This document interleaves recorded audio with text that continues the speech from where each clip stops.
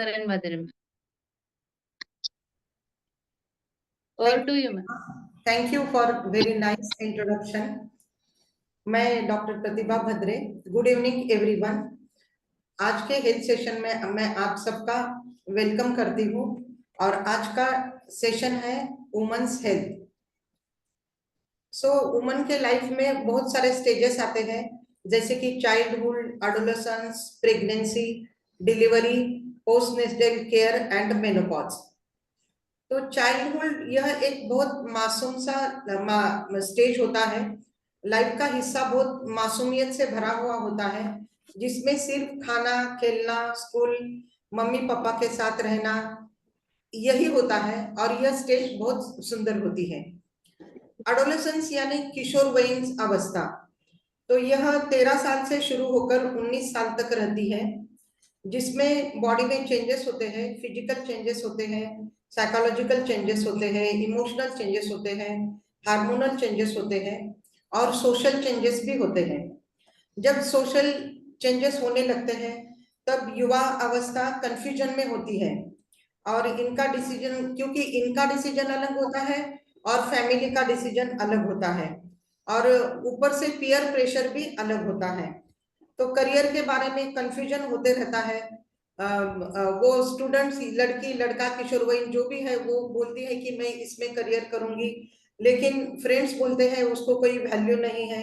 घर वाले लोग बोलते हैं कि तुमने इसमें ही करियर करना है और यह इसी तरह रिलेशनशिप बिगड़ते जाती है, रिलेशनशिप टूटने लगती है.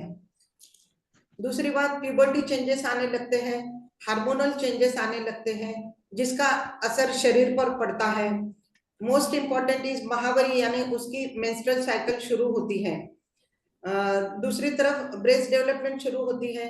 घर का खाना इनको अच्छा नहीं लगता और अगर कॉलेज गए तो उधर ही पास्ता, पिज्जा, बर्गर ये खाने लगते हैं, जिसमें मिलावट होती है, जंक फूड होते हैं और जंक फूड खाने की वजह से उनके हार्मोन इम्बैलेंस होते हैं और हार्मोन इम्बैलेंस होने से उनको कॉम्प्लिकेशन होते हैं, जैसे कि पीसीओडी वगैरह हो जाता है.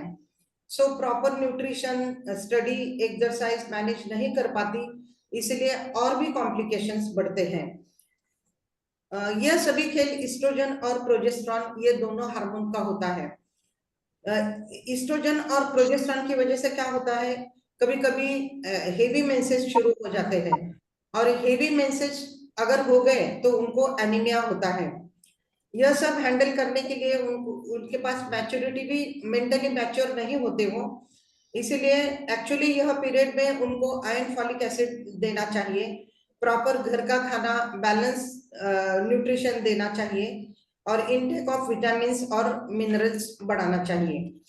दुनिया में क्या होता है, 80% लेडीज को एनीमिया रहता है, जिसमें शरीर का खून कम होता है, थकान महसूस होती है, चक्कर आती है, शरीर पर सूजन आती है और हर महीने में वही स्टोरी रिपीट होती है, जैसे कि 4 दिन महावरी आना, जिसमें खून जाना और फिर बाद में और एनीमिया होना अगर उन्होंने टैबलेट आयरन फॉलिक की नहीं ली और प्रॉपर केयर नहीं ली तो यही प्रॉब्लम चालू रहते हैं. तो इसीलिए मुझे ऐसा लगता है कि आयरन फॉलिक टैबलेट चालू ही रखना है, उसी के साथ कैल्शियम और प्रोटीन पाउडर ही चालू रखना है, क्योंकि ये फ्यूचर मदर होती है. आगे जाके उसको घर का काम करना है, ऑफिस का काम करना है और बच्चे को भी संभालना पड़ता है. तो इसीलिए best way to the adolescent girl is the Neera. Neera हमने सिखाया है ना, डॉक्टर राम हमेशा सिखाते हैं नीरा. नीरा यानी nutrition, exercise, essential vitamins and minerals, plenty of water, that is 7 to 8 glass of water, rest, 8 hours of the sleep लेना चाहिए और पॉजिटिव मेंटल एटीट्यूड रखना बहुत जरूरी है. एडोलेसेंट स्टेज में इनको सपोर्ट देना, इमोशनल सपोर्ट देना बहुत जरूरी होता है, गाइडेंस देना भी बहुत जरूरी होता है time to time. And most important, इनको इमोशनली अच्छी तरह से हैंडल करना पड़ता है, क्योंकि ड्यू टू इमेच्योरिटी ये कुछ भी डिसीजन ले सकते हैं. तो इसीलिए यह स्टेज में उनको ज्यादा हमें अटेंशन देना है. और इसी किशोरावस्था में क्या होता है, लड़की जब कॉलेज में जाती है, जॉब करती है, बिजनेस करती है, वो उसका काम करते रहती है, लेकिन माँ बाप इसी कश्मकश में रहती है कि इसकी शादी कब हो जाएंगी। यह बहुत ही रिस्की और इम्पोर्टेंट स्टेज होती है, तो इसीलिए माँ बाप सोचते हैं कि शादी करना। और ये तो विलेजेस में तो बहुत होता है, और कुछ कुछ समाज में भी बहुत जल्दी शादी कर देते हैं। तो एक दिन क्या होता है कि उसकी शादी हो जाती है, और शादी होने के बाद उसके पीरियड मिस हो जाते हैं, और कंफर्मेशन के लिए वो डॉक्टर के पास चली जाती है, और डॉक्टर उसे बोलते हैं कि pregnancy, you are pregnant now.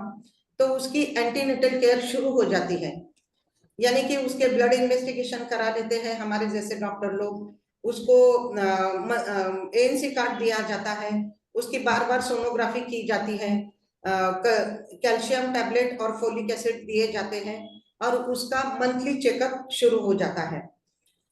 Market में भी फोलिक एसिड मिलता है, लेकिन हमारी जो Nutrilite natural be with east जो टैबलेट है, इसमें 7 कंपोनेंट्स होते हैं बी कॉम्प्लेक्स के, जिसकी वजह से बच्चे का स्पाइनल कॉर्ड की डेवलपमेंट हो जाती है, और स्पाइना बाइफिडा जैसी सीरियस बीमारी से हम बच जाते हैं।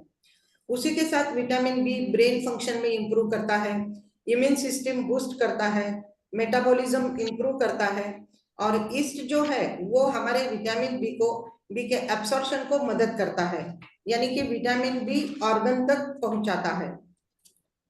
विटामिन बी से क्या होता है, प्री मैच्योर डिलीवरी नहीं होती, और बच्चे को डायबिटीज भी नहीं होता।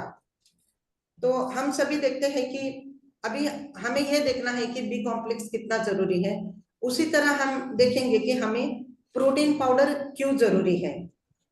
जब प्रेगनेंसी होती है तो क्या होता है, मेल पार्टनर से एक सेल आती है, फीमेल पार्टनर से एक सेल आती है, और उनका फ्यूजन होता है, और एक ही सेल जो होती है उसका डिवीजन होता है, 2, 2 के 4, 4 के 8, 8 के 16, ऐसा डिवीजन होता है, और उसका बाद में बच्चे की ग्रोथ हो जाती है, और उसका टिश्यू बनता है, टिश्यू का ऑर्गन बनता है, और ऑर्गन से बॉडी बनती है। तो इसी तरह आप सोच सकते हैं कि कितनी कोशिका होती है, यानी कि कितने सेल होते हैं, हजारों, लाखों, करोड़ों, अरबों, खरबों, पद्म, नील, शंख, और इतनी सारी सेल में इतनी सारी सेल का कंपोनेंट क्या होता है, तो proteins, B complex, calcium, vitamin D और जिंक। इसमें डीएनए और आरएनए भी होता है, और उसका भी कंपोनेंट प्रोटीन होता है। तो आप सोच सकते हैं, और जाहिर है कि प्रोटीन हमारे बॉडी के लिए कितना इंपॉर्टेंट है। अभी प्रेगनेंसी, ये प्रेगनेंसी एक टर्म होती है जिसमें क्या होता है, माँ के पेट में बच्चा होता है फ्रॉम कंसेप्शन टू डिलीवरी तक, और ये डिलीवरी के 3 सेमिस्टर होते हैं, फर्स्ट सेमिस्टर, सेकेंड सेमिस्टर और थर्ड सेमिस्टर। तो फर्स्ट सेमिस्टर में यह पहले 3 महीने होती है, जहां कंफर्मेशन ऑफ द प्रेगनेंसी होती है और बच्चे की ग्रोथ शुरू होती है। सेकंड ट्राइमेस्टर में यहाँ पर बच्चे की सेंसरी और मोटर स्किल्स आते हैं, और ऑर्गन डेवलपमेंट शुरू हो जाती है। थर्ड ट्राइमेस्टर में बच्चा पूरा तैयार होने लगता है, और मदर डिलीवरी के लिए तैयार होती है।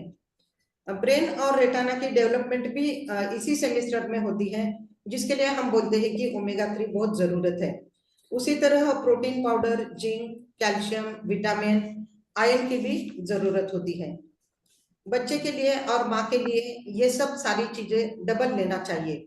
आयरन भी डबल लेना चाहिए, क्योंकि आयरन बॉडी में ऑक्सीजन कैरी करता है, और प्रॉपर अमाउंट में नहीं लिया तो बच्चे को ऑक्सीजन कम पड़ता है। इंडिया में 68% डेथ होती है due to deficiency of the iron. ये ऐसा नहीं कि ये गांव में होता है, सिटी में भी होता है। हर घर, क्योंकि हर घर में एक ही प्रकार का खाना बनता है, जैसे पापा भी वही खाना खा रहे हैं, नानी भी वही खाना खा रही है, नाना भी वही खाना खा रहे हैं, और बच्चियां भी वही खाना खा रहे हैं, फिर कैसे होगा। इसके लिए हम बोलते हैं कि सप्लीमेंट्स लेना बहुत जरूरी है, और ज्यादा कैल्शियम, प्रोटीन, ओमेगा 3, आयरन लेना बहुत जरूरी है, क्योंकि यह बच्चे का विकास होते ही रहता है। इसी तरह बच्चे को और माँ को अगर प्रॉपर न्यूट्रिशन दिया तो डिलीवरी नॉर्मल हो जाएगी, और ज्यादातर डिलीवरी हॉस्पिटल में करना चाहिए। फिर इसके बाद में जो केयर आती है, बच्चे की केयर, डिलीवरी के बाद बच्चे की केयर और मदर की केयर आती है, और इसे हम क्या कहते हैं, पोस्ट नेटल केयर। तो इसमें क्या होता है, यह पोस्ट डिलीवरी डिलीवरी के बाद होती है। डिलीवरी के बाद हमें बच्चे की भी केयर करना है और मम्मी की भी केयर करना है। इसे लैक्टेशनल पीरियड भी कहते हैं, क्योंकि इस पीरियड में माँ बच्चे को दूध पिलाती है, ब्रेस्ट फीडिंग करती है। जो पहला दूध होता है उसे कोलेस्ट्रम कहते हैं। यह बहुत इंपॉर्टेंट होता है, क्योंकि इसमें एंटीबॉडीज होती है, जिससे बच्चे की इम्यूनिटी स्ट्रांग हो जाती है। इसीलिए हम क्या बोलते हैं कि ये बच्चे का जो पहला दूध है, कोलेस्ट्रम है, इसे अमृत कहा जाता है। बच्चे को 2-2 घंटे के बाद दूध पिलाना जरूरी होता है। इसीलिए डिलीवरी के बाद भी कैल्शियम टैबलेट चालू ही रखना होती है। माँ के दूध में जो इसेंशियल अमाइनो एसिड होते हैं ना, वही इसेंशियल अमाइनो एसिड हमारे प्रोटीन, न्यूट्रीलाइट प्रोटीन पाउडर में भी होते हैं, यानी कि एग्जैक्ट मैच। तो इससे क्या होगा, अगर माँ दूध प्रोटीन इसे ये प्रोटीन पाउडर लेती है तो इसमें दूध की मात्रा बढ़ेगी। अगर माँ को प्रॉपर बैलेंस न्यूट्रिशन और न्यूट्रिशन नहीं दिया तो कभी कभी मम्मी पिरिफेरल डिप्रेशन में भी चली जाती है, क्योंकि उसके शरीर में चेंजेस होते हैं और उसके इमोशन को भी हैंडल करना पड़ता है। आफ्टर डिलीवरी प्रॉपर मम्मी की यानी माँ की प्रॉपर क्लीनिंग भी जरूरी है, यानी कि पिरिफेरल सेप्सिस नहीं होता जिसमें माँ को बुखार आता है, एंटीबायोटिक्स देने पड़ते हैं। कभी कभी बच्चे को भी बुखार आता है, इसीलिए बच्चा इरिटेट हो जाता है, चिड़चिड़ापन और उसका रोना बढ़ जाता है। तो इसीलिए पीएनसी पीरियड में दोनों का न्यूट्रिशन और दोनों की केयर करनी पड़ती है। और नेक्स्ट स्टेज हमारे वुमेन्स लाइफ में आती है, which is called as the menopause. अभी ये मेनोपॉज क्यों होता है? लेडीज में यूट्रस नाम का एक ऑर्गन होता है जिसमें बच्चा रहता है, और उसके बाजू में 2 ओवरीज होते हैं जिसमें से हार्मोन्स निकलते हैं, जो इस्ट्रोजन और प्रोजेस्टेरोन। तो ये हार्मोन की वजह से महिला को महिला कहते हैं, यानी कि स्त्रीत्व प्राप्त होता है। इसी हार्मोन की वजह से महिलाओं को मेंस्ट्रुएशन होता है, और इसी हार्मोन की वजह से प्रेगनेंसी इंटैक्ट रहती है, और इसी हार्मोन की वजह से डिलीवरी भी होती है। तो जाहिर है वुमन जब 45 टू 50 इयर्स में चली जाती है तो यही हार्मोन का प्रमाण कम गिरता है और उसका मेंस्ट्रुएशन बंद हो जाता है, और समझो विद इन 1 ईयर तक उसको महावारी नहीं आती है, तो that period is called as the menopause. That period is called as the menopausal period. तो मेनोपॉजल यह एक नेचुरल प्रक्रिया है जिसमें महिलाओं की महावारी बंद हो जाती है और गर्भधारणा करने में वो सक्षम नहीं रहती। इसकी आयु 45 टू 55 इयर्स तक होती है, और इसके दौरान महिलाओं को बहुत लक्षणों का सामना करना पड़ता है। जैसे हार्मोन चेंजेस की वजह से उसको कभी कभी इरेगुलर मेंसेस होते हैं। तो मेनोपॉज आने के पहले 6 महीने महावारी इरेगुलर होती है, क्योंकि उम्र बढ़ने से ये हार्मोन्स कम होते हैं, और कभी कभी महावरी ज्यादा भी होती है, जिससे पॉलीमेनोरेजिया, जिसको पॉलीमेनोरेजिया कहते हैं। तो इसमें गर्भाशय डिसफंक्शनल स्टेज में चला जाता है, एस्ट्रोजन लेवल कम होती है, हार्मोनल इम्बैलेंस होता है, और कभी कभी इतना सीवियर होता है कि गर्भाशय भी निकालना पड़ता है। शरीर में गर्मी की लहरें उत्पन्न होती है जिसे हम हॉट फ्लैशेस कहते हैं। रात में एकदम पसीना आ जाता है, शरीर एकदम ठंडा पड़ जाता है। इसको एक्चुअली ट्रीटमेंट नहीं है, क्योंकि ये हार्मोनल चेंजेस की वजह से होता है। इसीलिए इरिटेशन ज्यादा बढ़ता है, मूड में बदलाव आता है, चिड़चिड़ापन भी होता है, और हमेशा वो झगड़ा करने के लिए तैयार होती है। तो मेनोपॉज का इसका प्रभाव शरीर पर भी पड़ता है, जैसे मैंने अभी कहा है। तो इसका प्रभाव न्यूट्रिशन भी बहुत सारा पड़ता है। इस पीरियड में न्यूट्रिशन प्रॉपर रहना बहुत इंपॉर्टेंट होता है। जैसा कि इस फेज में कैल्शियम तैयार होना, क्योंकि एस्ट्रोजन बंद होता है तो कैल्शियम भी तैयार नहीं होता। कैल्शियम तैयार होना बंद हो जाता है, इसीलिए कैल्शियम सप्लीमेंट लेना बहुत जरूरी होता है। न्यूट्रीलाइट प्रोटीन पाउडर में भी न्यूट्रीलाइट प्रोटीन पाउडर से भी काफी फर्क आ जाता है, जैसे कि हॉट फ्लैशेस कम होते हैं ड्यू टू सोया प्रोटीन, और इरिटेशन भी कम होता है, मसल मास इंक्रीज होता है, along with calcium, vitamin D, protein powder, और ये बोन को सपोर्ट करता है, ऑस्टियोपोरोसिस कम होता है और फ्रैक्चर होने के चांसेस भी कम होते हैं। इसी एज में ओबेसिटी बढ़ जाती है, तो प्रोटीन पाउडर से वेट मैनेजमेंट भी होता है और मसल टिश्यू भी रिपेयर होते हैं, और उनका ब्लड शुगर भी स्टेबिलाइजेस होता है अगर डायबिटीज है तो, और मूड चेंजेस भी इम्प्रूव होते हैं। कोलेस्ट्रॉल लेवल कम करता है और ब्लड प्रेशर मेंटेन करता है, जिससे हार्ट डिसीज के चांसेस भी कम होते हैं। और अभी ये सप्लीमेंट तो ठीक है, हम हमेशा बोलते हैं कि सप्लीमेंट लेना बहुत जरूरी है, मगर मेरा यह कहना है कि हमने न्यूट्रिशन भी प्रॉपर लेना है, यानी कि हमारा डाइट भी प्रॉपर होना है, क्योंकि लेडीज ये है, इसको बहुत सारी रिस्पॉन्सिबिलिटी होती है। वो कभी माँ का रोल अदा करती है, कभी सिस्टर, कभी सास, कभी बहू, बेटी, और वाइफ तो वो हमेशा के लिए रहती है। तो इतनी सारी रिस्पॉन्सिबिलिटी उसको लेना पड़ती है, इसलिए इसको केयर करना बहुत जरूरी होती है। तो ये क्या करती है, यह इतनी सारी रिस्पॉन्सिबिलिटी है तो सबकी केयर करती है, लेकिन वो खुद की केयर करने में भूल जाती है। तो सबसे पहले उसको बैलेंस डाइट की तरफ बहुत ध्यान रखना चाहिए, उसका न्यूट्रिशन प्रॉपर होना चाहिए, खाना खाने का टाइम बराबर होना चाहिए, क्योंकि हमारे बॉडी में भी एक क्लॉक होता है जिसे हम सर्केडियन रिदम कहते हैं। फ्रूट्स और वेजिटेबल्स बहुत एम्पल प्रमाण में लेना है, क्योंकि इसमें विटामिन और मिनरल्स होते हैं, जिसकी वजह से हमारे बॉडी को फाइबर मिलते हैं, एंटीऑक्सीडेंट मिलते हैं, और जो नॉन कम्युनिकेबल डिसीजेस होते हैं ना, जिसे हम बोलते हैं cancer, blood pressure, heart diseases, arthritis, thyroid, PCOD, इसके भी चांसेस कम होते हैं। इसके अलावा मेनोपॉजल पीरियड में कुछ सुपर फूड भी खाना है। तो सुपर फूड कौन से खाना है, तो काला मनुका, जिसे बोलते हैं ब्लैक रेजिन्स, इससे हीमोग्लोबिन बढ़ता है, इसमें विटामिन सी और एंटीऑक्सीडेंट भी होता है, इससे हार्मोनल बैलेंस भी होता है, प्रॉपर डाइजेशन होता है, एसिडिटी, हेडेक और ब्लोटिंग भी इसमें भी यूजफुल है। देन जवस, जिसे हम फ्लैक्स सीड्स कहते हैं, तो इसमें ओमेगा 3 होता है, फाइबर होता है, इसमें लिग्नान नाम का एक फाइटोएस्ट्रोजन होता है, जिससे हॉट फ्लैशेस कम होते हैं। जवस की चटनी इसकी बनाकर खा सकते हैं। देन ड्राई फ्रूट्स, आलमंड लेना है और अखरोट भी लेना है, क्योंकि अखरोट में बहुत सारा ओमेगा 3 होता है, यह एंटी इंफ्लेमेटरी है और एंटीऑक्सीडेंट भी होते हैं।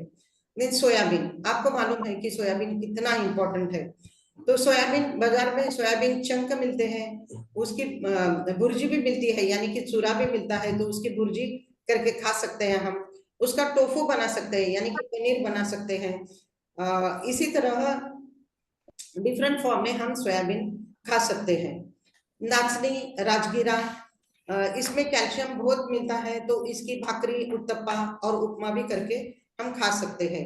देन पंपकिन सीड्स, जो ग्रीन वाले होते हैं ना, पंपकिन सीड्स, इसमें बहुत सारा मैग्नीशियम होता है, और इसमें कुकुर बिटासिन नाम का एक अमाइनो एसिड होता है, जो हेयर ग्रोथ में बहुत यूजफुल होता है। इससे पंपकिन सीड से सीरोटोनिन भी बढ़ता है, इसलिए अच्छी नींद आती है, टेंशन, स्ट्रेस और ब्लड प्रेशर भी कम होता है, इसीलिए अच्छी नींद आती है। सलाद इज वेरी इंपॉर्टेंट, इसमें सलाद में आप कोरिएंडर, गोभी, गाजर, काकड़ी, कड़ी पत्ता, नींबू, बीटरूट, नट्स इसका इस्तेमाल कर सकते हैं, क्योंकि इसमें बहुत सारा फाइबर होता है और जो कॉन्स्टिपेशन भी क्योर करेगा। एक्चुअली जब हम खाना खाने बैठते हैं तब 2 डिशेस लेना है, क्योंकि हमें मॉर्निंग न्यूट्रिशन ने ये बताया है कि एक सलाद की डिश लेना है जिसमें फाइबर्स, विटामिन और मिनरल्स होते हैं, और दूसरी डिश खाना खाने की, यानी कि प्रोटीन, कार्बोहाइड्रेट और फाइबर, यानी कि दाल, रोटी और चावल और सब्जी, ये लेना है। और अगर समझो कभी कभी हमें बीच में खाना खाने की बहुत क्रेविंग होती है, तो हमें खाना खाना नहीं है, तो अगर भूख लगी तो ताक, मट्ठा, पत्ता गोभी सूप, पालक सूप, टोमेटो सूप, या मूंग दाल का वरण पतला करके इसी तरह का स्नैक्स आप ले सकते हैं। अभी ये मेनोपॉजल पीरियड में बहुत सारे, इसके साथ क्या होता है, जैसे जैसे उम्र बढ़ जाती है दूसरे भी बहुत सारे प्रॉब्लम्स आते हैं, जैसे कि मैंने कहा ना पहले, ओबेसिटी बढ़ती है और जॉइंट पेन बहुत होता है, क्योंकि पेट का सारा वजन वो जॉइंट्स पर आता है, तो इसीलिए जॉइंट पेन बहुत होता है। तो इसीलिए हल्के हल्के एक्सरसाइज करना बहुत जरूरी है। Walking is the best exercise. Yoga और मेडिटेशन भी करना बहुत जरूरी होता है, जिसके बहुत फायदे होते हैं, क्योंकि इससे वजन कम होगा, ब्लड प्रेशर कम होगा, ब्लड शुगर कम होगा, यानी कंट्रोल में रहेगा, कोलेस्ट्रॉल कम होगा, डाइजेशन प्रॉपर होगा, एसिडिटी, गैस और ब्लोटिंग भी के चांसेस कम होंगे, टेंशन और स्ट्रेस कम होगा और नींद अच्छी आएगी, मेनोपॉजल सिम्टम्स भी कम होंगे, इम्यूनिटी बढ़ जाएगी, हार्ट डिसीजेस, डायबिटीज और कैंसर जैसे भयानक रोग का प्रमाण बहुत कम होगा, सर्कुलेशन बढ़ जाएगा और लाइफ स्पैन भी बढ़ जाएगा। वैसे हमारे एलोपैथी में मेनोपॉजल की ट्रीटमेंट है, उसको बोलते हैं HRT, यानी कि हार्मोन रिप्लेसमेंट थेरापी। ये भी बहुत अच्छी थेरापी है, मगर इसके कॉम्प्लिकेशन बहुत ज्यादा है। तो अभी नीरा का एक लास्ट का रह गया है, ए मीन्स पॉजिटिव एटीट्यूड, यानी कि पॉजिटिव मेंटल एटीट्यूड। तो मेनोपॉजल वुमन में पॉजिटिव मेंटल एटीट्यूड रखना बहुत चैलेंजिंग होता है, क्योंकि बहुत सारे सिम्टम्स आते रहते हैं, तो पॉजिटिव मेंटल एटीट्यूड रखना बहुत चैलेंजिंग होता है। लेकिन मैं इसके कुछ टिप्स बता देती हूँ, वो बहुत हेल्पफुल होते हैं। प्रैक्टिस सेल्फ केयर, जिसमें आनंद और रिलैक्सेशन मिलता है वही चीज करो। For example exercise, meditation, certain hobbies, reading या म्यूजिक सुनना, अच्छे अच्छे पुराने गीत सुनना, उससे बहुत आनंद आता है। Then stay connected with the family and the friends. तो इनके साथ अगर अच्छी रिलेशनशिप रखेंगे तो सपोर्ट ग्रुप तैयार होगा, और बार बार हम उनसे बातें करेंगे तो रिलैक्सेशन फील होगा। Then focus on the positive. Positive things में फोकस करने से हमको हमारा विजडम बढ़ जाता है, कॉन्फिडेंस बढ़ता है और हमें फ्रीडम मिलता है। सेलिब्रेट माइलस्टोन्स, यानी कि छोटी सी भी अकम्प्लिशमेंट है तो उसे सेलिब्रेट करना है, यानी कि आनंद मिलेगा। देन प्रैक्टिस ग्रैटिट्यूड, अच्छी चीजों पर ध्यान देना है और उसके बाद उसके लिए धन्यवाद देना है।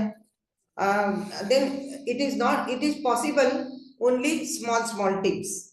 So thank you very much. Thank you very much for the opportunity, applying Dr. Ram and all the team. So over to Dr. Bhadre for the information of the supplements. Thank you very much. Thank you, Pratibha. You have given a very nice information regarding women's health. मित्रांनो, महिला healthy राहावेत म्हणून आम्ही काही product विकसित केलेले आहेत.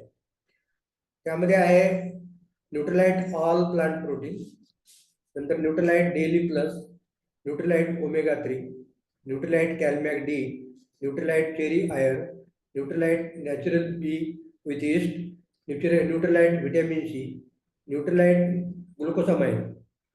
वरील सर्व प्रोडक्टची माहिती मी थोडक्यात देणार आहे. न्यूट्रीलाइटमध्ये काही बेसिक प्रोडक्ट आहेत, त्यांना आपण फाउंडेशन प्रोडक्ट म्हणतो. त्याच्यामध्ये येतात न्यूट्रीलाइट ऑल प्लांट प्रोटीन, त्याच्यानंतर न्यूट्रीलाइट डेली प्लस आणि न्यूट्रीलाइट ओमेगा 3. आता पहिल्यांदा आपण प्रोटीन बद्दल चर्चा करूया. प्रोटीन म्हणजे काय? म्हणजे हे सर्वात प्रथम द प्रायमरी थिंग, आपल्या पृथ्वीवरील सर्व सजीव प्राण्यामध्ये प्रोटीन असते.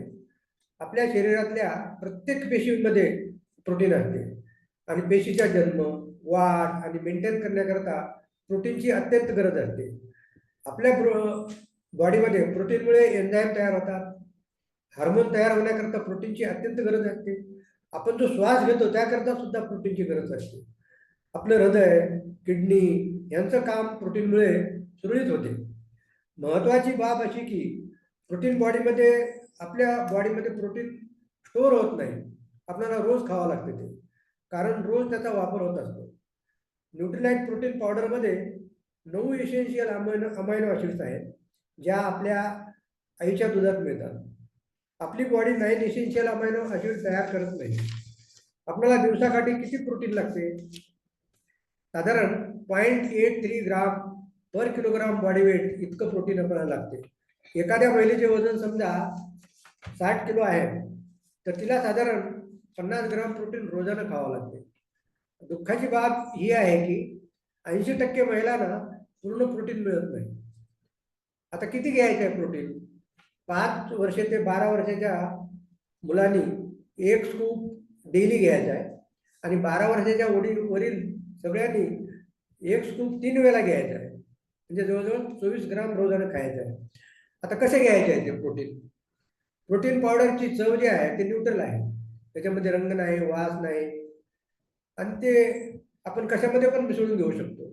उदाहरणार्थ आपण ते पाण्याबरोबर घेऊ शकतो, दुधाबरोबर घेऊ शकतो, ताकाबरोबर घेऊ शकतो, इव्हन दह्याबरोबर घेऊ शकतो, फ्रूट ज्यूस बरोबर घेऊ शकतो, नंतर स्वीट बरोबर घेऊ शकतो. नंतर एवढंच नाही, आपण ज्वारीच्या पिठामध्ये किंवा चपातीच्या पिठामध्ये पण टाकून त्याची चपाती आणि भाकरी पण करून खाऊ शकतो. न्यूट्रलाइट प्रोटीन पावडर जे आहे आपलं, ते जगामधलं नंबर 1चं प्रोटीन पावडर आहे. का? कारण या प्रोटीन पावडरचा पीडीकास व्हॅल्यू जे आहे, पीडीकास व्हॅल्यू म्हणजे प्रोटीन डायजेस्टिबिलिटी करेक्टेड अमायनो ॲसिड, त्याचा 1 आहे. त्याशिवाय या प्रोटीन पावडरमध्ये 9 एसेन्शियल अमायनो ॲसिड आहे. त्याच्यामुळं प्रोटीन हे आपलं जे प्रोटीन पावडर आहे ते जगामधलं नंबर 1चं आहे. आता ते प्रोटीन पावडर कसं अवेलेबल कशामध्ये आहे की 1 किलोचं प्रोटीन पावडर आहे, 500 ग्राममध्ये पण उपलब्ध आहे, 200 ग्राममध्ये पण उपलब्ध आहे, आणि त्याचे 10 ग्रामचे पाउचेस पण आहेत. आता त्याच्यानंतरचं दुसरं जे प्रॉडक्ट आहे आपण बघूयात की न्यूट्रलाइट डेली प्लस.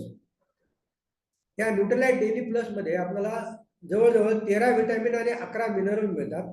त्याशिवाय 4 महत्त्वाचे घटकही याच्यामध्ये आहेत. त्याच्यामध्ये गोटुकुला आहे, अशिरोला चेरी आहे, नंतर पर्पल कॅरेट आहे, आणि एल्डरबेरी फ्रूट एक्स्ट्रॅक्ट आहे. ही जे टॅबलेट आहे डेलीची, ती डबल लेअरमध्ये असते. म्हणजे पहिला एक लेअर असतो, त्याच्यानंतर दुसरा लेअर असतो. आता पहिला लेअर जो आहे ते आपण एकदा ती गोळी घेतल्यानंतर आपल्या म्हणजे छोट्या आतड्यामध्ये जाऊन ते एका घंट्याच्या आत ते विरघळते, आणि बरेचसे व्हिटॅमिन मिनरल जे आहेत ते रिलीज होतात. आणि दुसरा लेअर जो आहे ते 6 घंट्याच्या आत रिलीज होतो, म्हणजे हे होतं, विरघळतो, आणि त्याच्यामधून राहिलेले बाकीचे जे व्हिटॅमिन्स आणि मिनरल्स आहेत ते आपल्याला मिळतात. आता ही गोळी कशी घ्यायची आहे? तर रोजानी, समजा ज्यांचं वय 16 वर्षाच्या वर आहे, रोजानी त्यांनी 1 गोळी जेवणानंतर घ्यायची आहे. आणि या गोळ्या ज्या आहेत म्हणजे 6 म्हणजे 30 गोळ्यांचा एक पॅक आहे, आणि 120 गोळ्यांचा सुद्धा दुसरा पॅक आहे. आता तिसरं जे प्रॉडक्ट आहे ते प्रॉडक्ट आहे न्यूट्रलाइट साल्मन ओमेगा 3.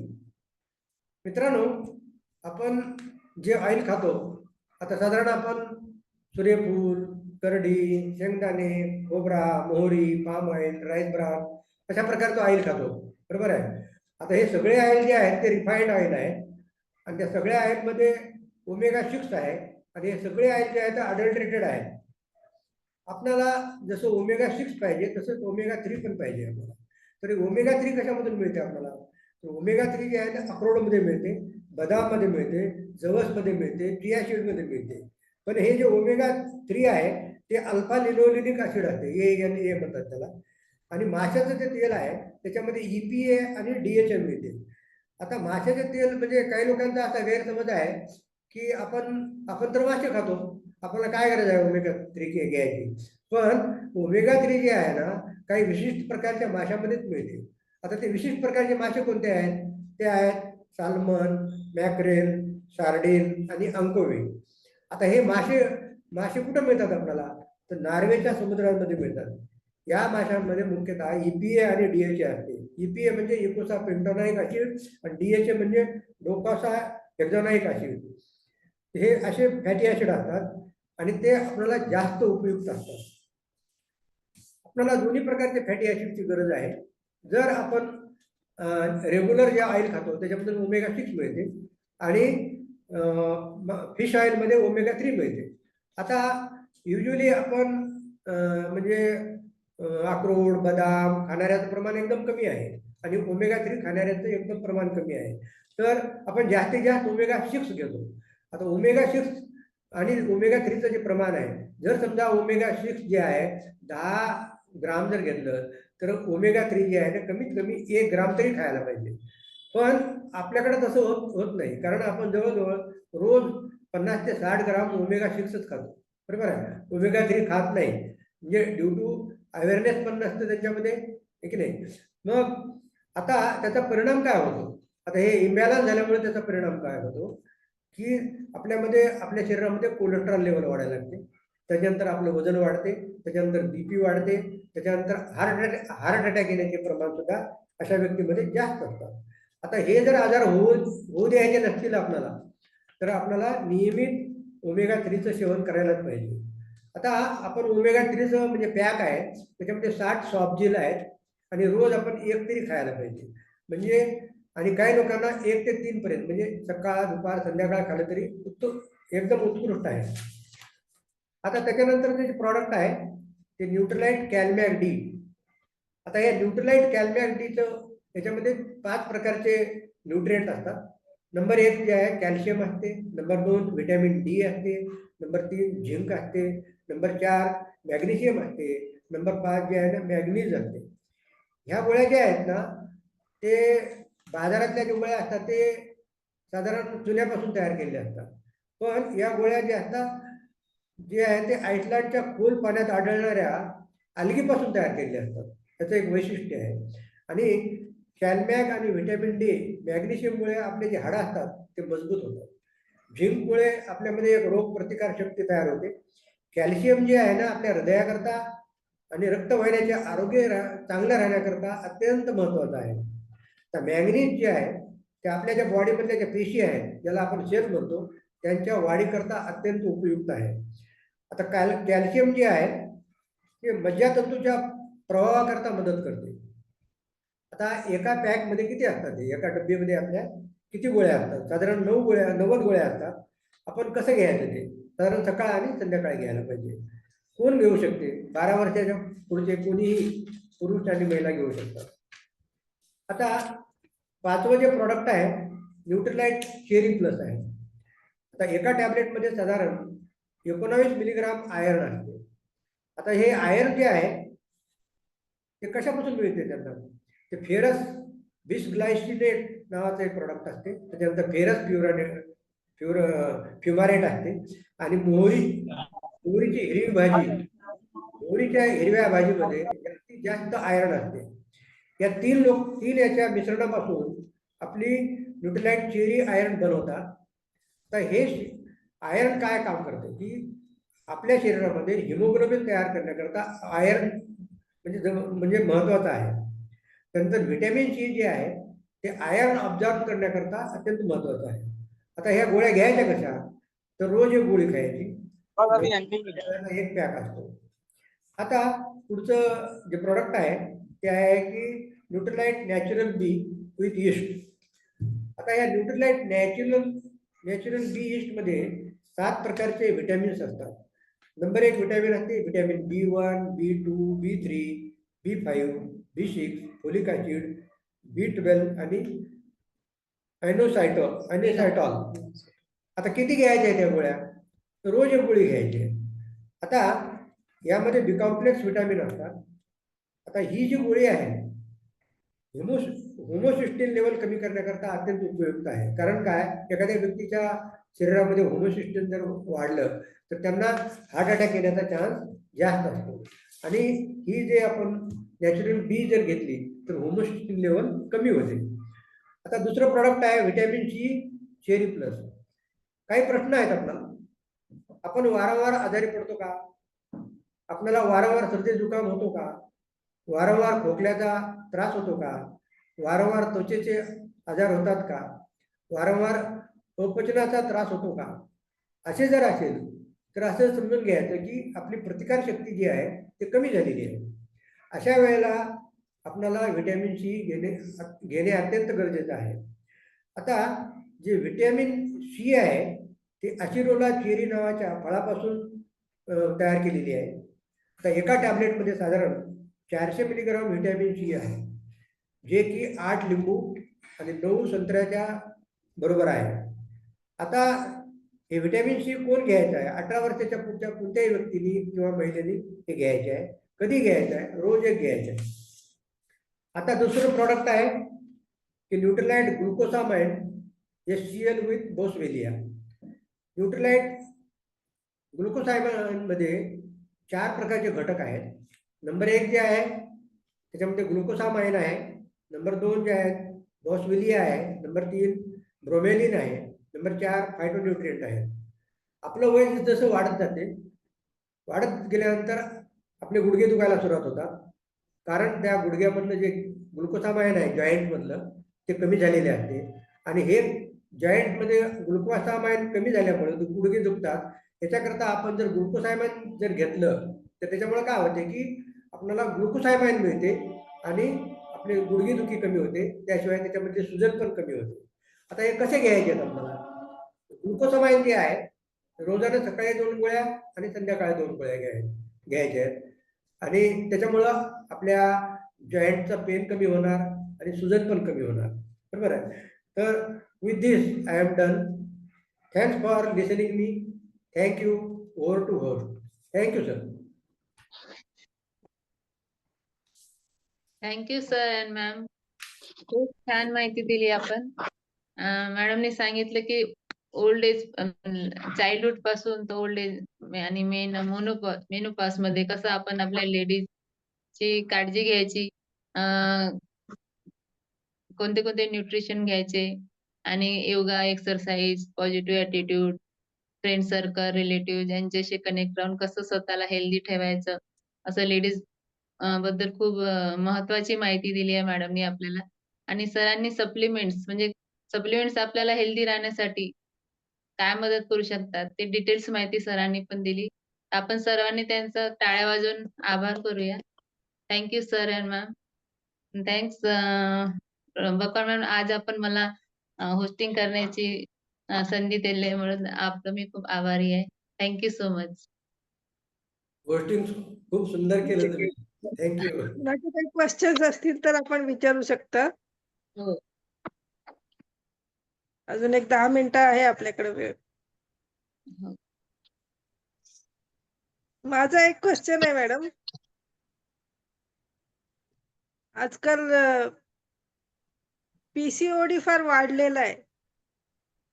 म्हणजे आपण जर 10 मुलींमध्ये जर बघितलं तर त्याच्यापैकी 8 मुलींना प्रॉब्लेम असतो. हो. तर पीसीओडीचे कॉम्प्लिकेशन्स काय आहेत आणि फ्युचर त्यांच्या लाईफ मध्ये त्याचा काय त्यांना परिणाम होतो त्यांच्यावर? पीसीओडीचे कॉम्प्लिकेशन म्हणजे ऍक्च्युली काय होतं, ओव्हरीमध्ये प्रॉब्लेम येतो पीसीओडी मध्ये. म्हणजे जे प्रेग्नेन्सी होण्यासाठी मॅच्युअर फॉलिकल्स लागतात ते मॅच्युअर फॉलिकलच तयार होत नाही. त्याच्यामुळे ओव्हुलेशन होत नाही आणि नंतर लग्न झाल्यानंतर त्यांना प्रॉब्लेम येतो, लेकरही होत नाहीत, म्हणजे असा प्रॉब्लेम येतो. आणि दुसरी गोष्ट, पीसीओडी मध्ये जर कुमारिका मुली असतील किशोरावस्थामधली तर त्यांना मेन्सेस पण रेग्युलर येत नाही. अच्छा. हा, इरेग्युलर मेन्सेस किंवा एकदम कधीतरी जास्तीचे येणे, कमी येणे, आणि विशेष म्हणजे पीसीओडी मध्ये ओबेसिटी असते. ओबेसिटीमुळे सुद्धा हे प्रॉब्लेम येतात आणि पीसीओडी मुळे सुद्धा हे प्रॉब्लेम येतात. तर ह्याचं मेन कारण म्हणजे न्यूट्रिशन ह्याचं जवळजवळ 90% काम करतं ह्याच्यावर. प्रॉपर न्यूट्रिशन नसल्यामुळे ऍक्च्युली पीसीओडीचा प्रॉब्लेम येतो. Junk food, process food, fried food. आजकाल काय मुली कॉलेजमध्ये गेल्यानंतर तिकडेच बर्गर, पिझ्झा, काही जे जंक फूड आहे ते खाऊन येतात आणि ते नेहमीच खातात. त्याच्यामुळे ओव्हरीवर परिणाम होतो. ऍक्च्युली हार्मोन्सवर परिणाम होतो आणि हार्मोन्सवर परिणाम झाल्यावर ते ओव्हरीवर ऍक्ट करतात आणि पीसीओडीचे चान्सेस जास्त होतात.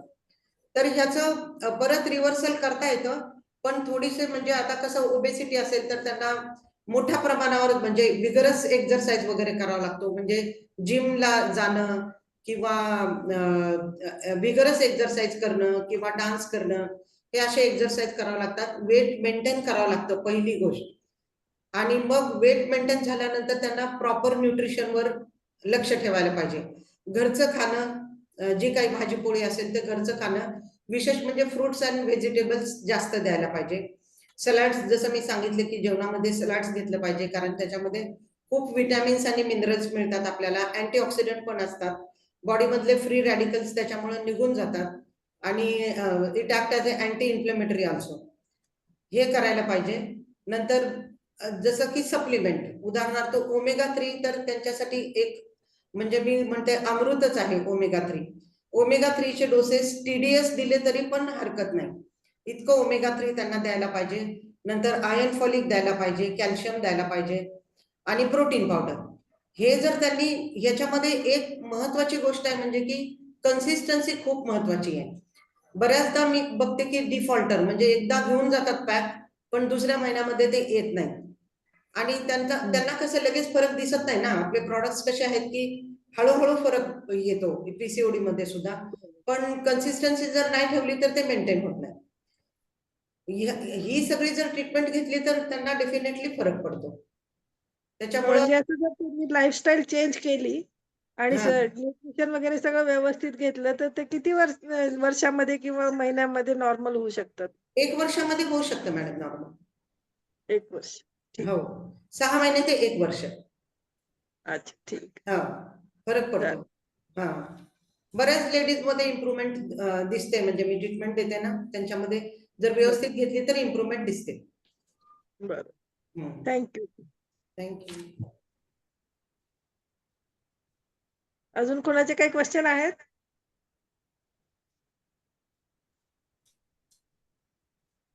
मला वाटतं सगळ्यांचे क्वेश्चन संपले आहेत कारण इन्फॉर्मेशन चांगली मिळाली आहे. तर आज मग आता आपण क्लोज करू मीटिंग. हाँ सरांना बोलू दे. सरांना डॉक्टर राम guide सर. करू. नहीं नहीं, बहुत बहुत अच्छा, वंडरफुल, टोटल कवर किया पूरा पूरा पूरा, कॉन्ग्रेचुलेशन। Thank you sir. एक भी पार्ट बाकी नहीं रखा। भद्रे सर ने तो पूरा प्रोडक्ट का each and every item cover किया, एंड प्रतिभा ने पूरा क्या बोलते हैं वो एज वाइज क्या क्या होता है, एंड पर्टिकुलरली जैसा कंसीव होता है उसके बाद में क्या होता है, सब कुछ वंडरफुली कवर्ड। एंड यही आपके प्रैक्टिस में भी यूज करना, and wish you all the best. जल्द से जल्द एमरल्ड और डायमंड जाना चाहिए, हाँ everybody. Thank you sir. Thank you. हो जाएगा हो जाएगा, जस्ट बिलीव इन योरसेल्फ। काम करते रहना, काम करते रहना। भगवान खाली एक ही चीज देखता है, काम कितना करता है, बस एक्शन करते रहो, रिजल्ट को मत देखो। सबको संस्कृत सब मालूम है, कर्मण्य व कुछ हो, सोचो मत, खाली काम करते रहना, काम करते रहना, भगवान देगा। Thank you sir. Okay, all the best, दुआ बहुत अच्छा कर रहे हैं, वही Thank you, कंटिन्यू sir. करना। दिवाली को नेक्स्ट वीक सबको अभी से ही all the best, happy Diwali. और जैसा रोहिणी और डॉक्टर बकवाड़ डिसाइड करेंगे, रखने का है तो रखेंगे, नहीं रखेंगे तो हॉलीडे देंगे, सब वो लोग डिसाइड करेंगे और ग्रुप में इन्फॉर्म करेंगे। ओके, ऑल द ठीक आहे best, sir. Happy Diwali in sir, happy Diwali to you also. Happy happy Diwali sir सर्वांना. भी बोलो. Happy Diwali. Happy Diwali to everybody, and have a wonderful year. अच्छा प्रोग्रेस होना चाहिए, हो जाएगा, Yes. हो जाएगा, डेफिनेटली हो जाएगा। Thank you, sir. Thank you sir. Thank okay, you. Sir, bye. Good night, everyone. Good night, good night, good night. Good night.